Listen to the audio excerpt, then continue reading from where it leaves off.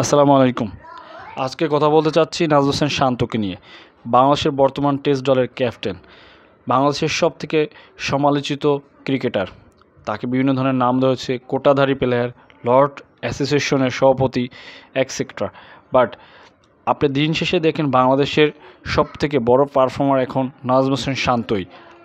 নাজমুল হোসেন শান্তর মানসিক শক্তি কতটা তার এই পারফরমেন্স দেখে বোঝা যায়, কারণ এত পরিমাণ ট্রোল, এত পরিমাণ সমালোচনার পরও সে এত সুন্দর পারফর্ম করতেছে।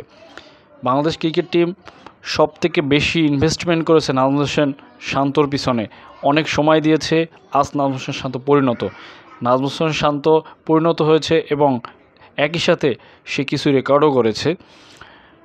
2023 সাল থেকে ইন্টারন্যাশনাল ক্রিকেটে মোস্ট 100-এর তালিকায় নাজমুল হোসেন শান্ত আছে 5 নম্বরে, 13 সেঞ্চুরি করে শুভমান গিল আছে 1 নম্বরে, 10 সেঞ্চুরি করে Virat Kohli, Joe Root, Kane Williamson 2, 3 এবং 4 এবং 8 সেঞ্চুরি করে নাজমুল হোসেন শান্ত আছেন 5 নম্বরে।